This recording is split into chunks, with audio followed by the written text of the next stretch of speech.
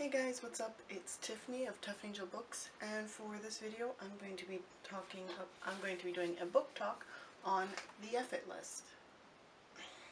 I rated this a 4 out of 5 stars because there were some points where it just kind of dragged on and some points I kind of found absolutely pointless, but it was still a good read. I still enjoyed it. It's really well written. First 2 to 4 chapters you meet all the characters you kind of need to meet for the story. This book is about a girl named Alex, and within the first chapter you find out that she has experienced a terrible loss. You find out that she had lost her father in a car accident just before summer vacation. So that kind of started everything up and kind of shook her whole world, and she's trying to figure everything out from there. Alex also finds out within the first chapter that from a girl named Jenna, who you find out that she's not a huge fan of Jenna. She doesn't like Jenna. But you also find out from her that her best friend in the whole world, Becca, and you also find out that from the age of 9, Becca has been writing a bucket list, which after that she wanted to fulfill before she died, and she was actually afraid she was going to end up dying because of the cancer. And you know, that's a huge part of the storyline throughout the whole book. And so after a while, Alex was finally able to convince Becca to name it the Effort List.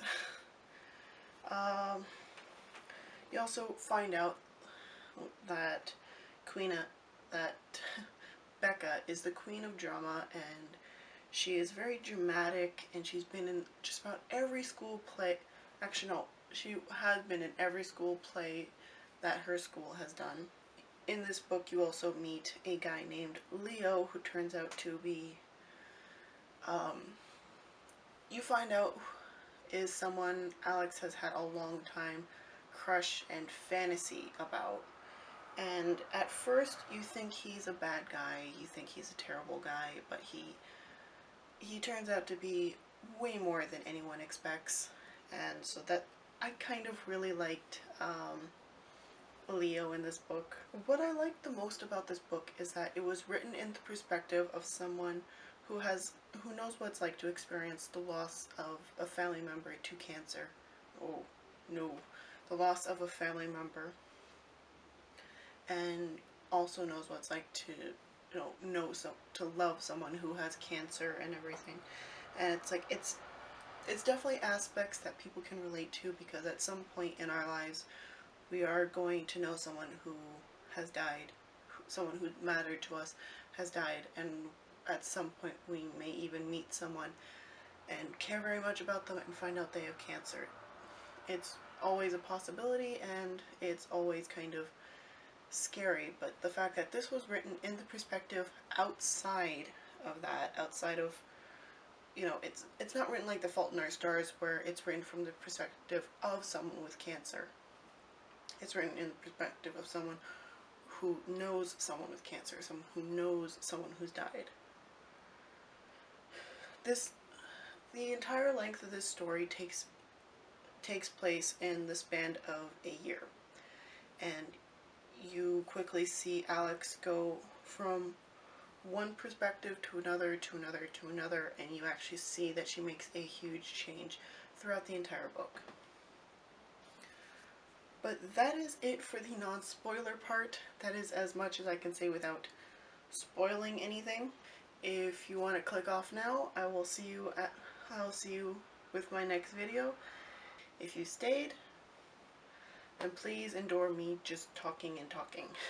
So you learn very quickly that Alex is the most stubborn person possible, and she is also the most upfront person. She doesn't really have a filter, so she says the first thing that comes to her mind, which is very, very, it can be very offensive, but it can also be very good.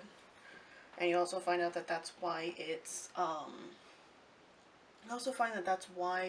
her and Becca are best friends, because Becca's gotten so used to it, and Alex also has a love for gore and a love for horror movies, and it was just, you know, it's a different aspect. It's not someone who's happy-go-lucky who's now depressed. It's someone who's always been into dark things, and, you know, but dark things keep happening around them outside of the movies.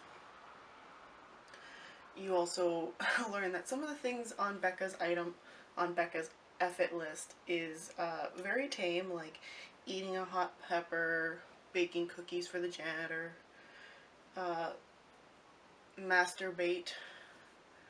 Well, that is fairly tame but you also find out that Becca is Jewish.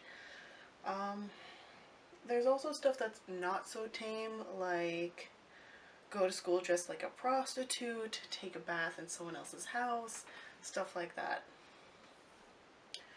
You know, and you also find out that Leo turns out to be an amazing, amazing guy, and he suffers a terrible loss in this book. He loses his brother, and, you know, Alex is just not helpful at all. You think she would be the first one to be helpful in that situation. She is not helpful. In fact, she storms out of his place after he tells her he loves her.